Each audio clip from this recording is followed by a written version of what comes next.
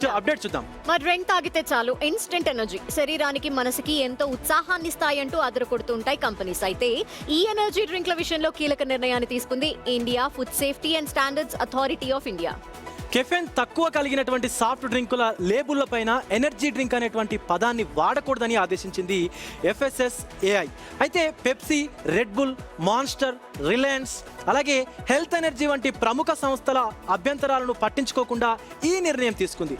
భారత్లో energy drinks పేరుతో ప్రత్యేక ప్రామాణిక కేటగిరీ ఏదీ లేదని, అవి ఎంతో ఎనర్జీని ఇస్తాయని, నీరసం అనే మాటే ఉండదంటూ ప్రకటనలు వినియోగదారులను తప్పుదోవ పట్టిస్తున్నాయని అలాగే అక్కడ ఉన్నటువంటి రెగ్యులేటర్ అయితే స్పష్టం చేసింది. లేబుల్ మార్చడానికి కంపెనీలకి 90 రోజుల గడువిస్తున్నట్టు తెలిపింది. దీనిపై అభ్యంతరాలుంటే కోర్టుని ఆశ్రయించొచ్చని స్పష్టం చేయడంతో కంపెనీలు మార్పులకి అంగీకరించాయి. రాజస్థాన్ ప్రభుత్వం ఇప్పటికే sting, camp energy, red bull bottles ని స్వాధీనం చేసుకుంది. అలాగే ఈ కామర్స్ ప్లాట్ఫామ్లు డ్రింక్స్ ని ఎనర్జీ డ్రింక్ గా ప్రచారం చేయవద్దని ఆదేశించింది.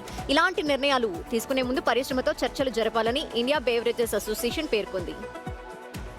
రైట్, మనం చూస్తూ ఉంటాము చాలా కూల్ డ్రింక్స్ కావచ్చు, లేకపోతే ఎనర్జీ డ్రింక్స్ అనేటువంటి పేరుతోని సినీ ఇండస్ట్రీలో ఉన్నటువంటి ప్రముఖులు కూడా వాటికి యాడ్స్ ఇస్తుంటారు, వాటిని ప్రమోట్ చేస్తుంటారు.